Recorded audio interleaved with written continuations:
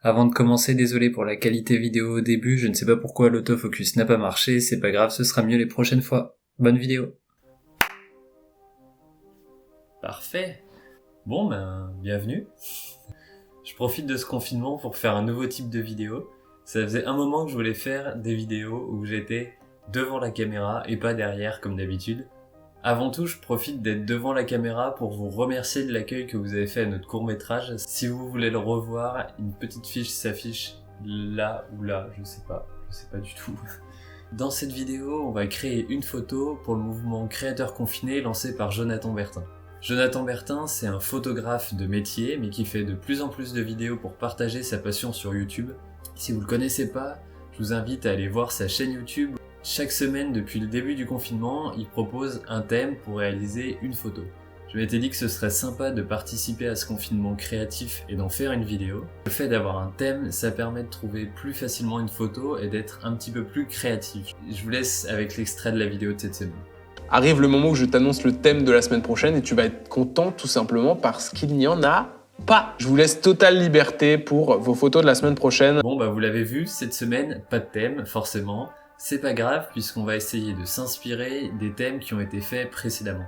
Il y en a pas mal qui sont plutôt intéressants, malheureusement j'avais pas eu le temps de réaliser une photo dessus.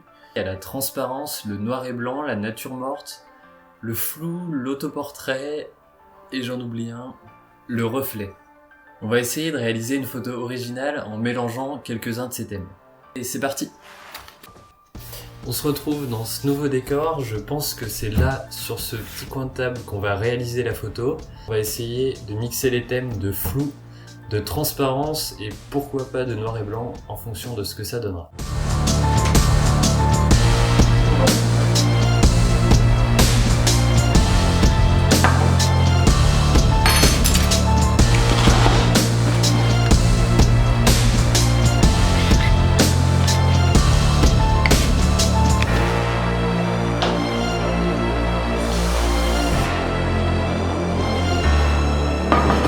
Voilà, je crois qu'on a tout ce qu'il faut pour réaliser la photo. Je vais essayer avec la lumière rouge de la frontale de créer une ambiance un petit peu rouge, tout simplement. Et le but, ça va être peut-être de capter une agitation d'eau ou des bulles quand on va remuer à l'intérieur du verre d'eau. On s'y met tout de suite!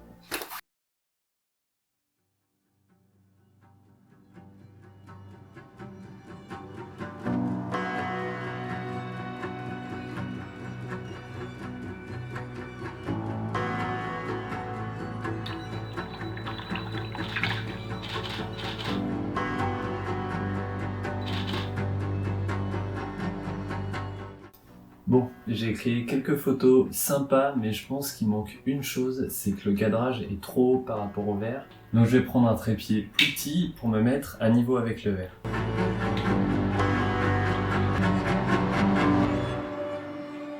On est un peu trop bas.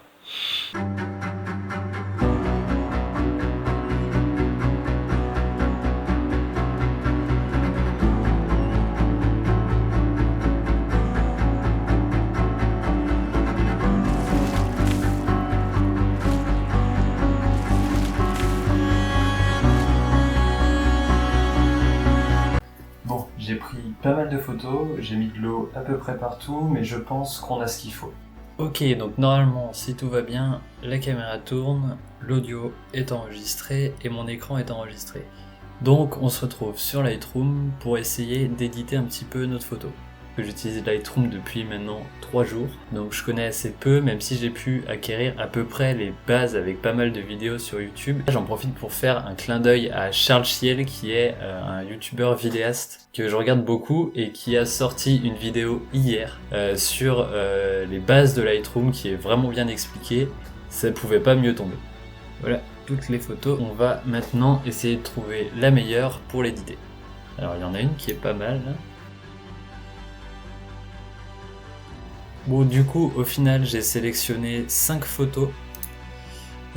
Une toute basique au début, une deuxième avec la lumière rouge mais prise du dessus, une prise de face avec pas mal d'agitation, une prise avec moins d'agitation et j'ai pris une dernière en noir et blanc puisque elles sont sympas quand même si je pense que je la retoucherai pas beaucoup. Sur les premières, on va juste jouer sur l'exposition, le contraste, on va pas faire grand chose de plus. On va peut-être essayer de réduire à peine l'exposition, voilà, pas plus. Et une dernière chose, enfin 2 dernières choses que je voulais faire, parce que vraiment cette zone, elle m'embête. J'aimerais bien atténuer un peu cette zone quand même. Ok, donc je vais juste passer sous Photoshop pour enlever ce carré. Je suis pas arrivé à le gérer avec l'outil de pinceau de Lightroom, je sais pas pourquoi. Avec Photoshop, vu que je le connais, ça ira beaucoup plus vite. Tac. On va créer un calque, nouveau calque de réglage, luminosité, et on va tout simplement diminuer la luminosité. Voilà, on va pas aller plus loin, on va s'arrêter là, et ça sera parfait. Et on passe tout de suite à la photo suivante, c'est-à-dire celle-ci. On va d'abord essayer de diminuer un petit peu l'exposition, alors très peu. Et dans cette partie, on va augmenter l'exposition.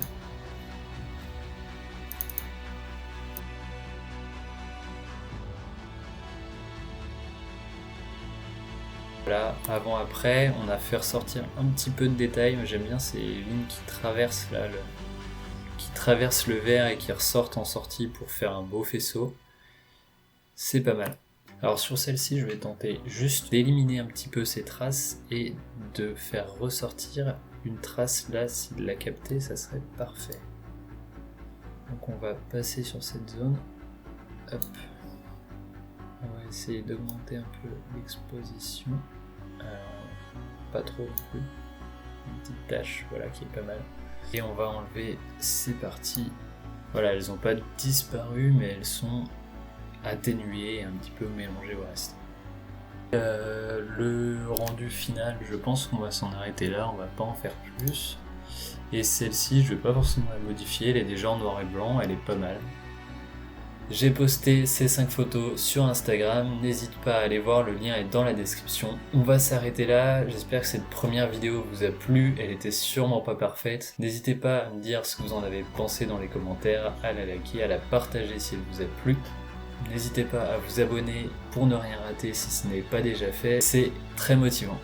En tout cas, moi je vous dis à bientôt pour une prochaine vidéo, devant ou derrière la caméra, on verra bien.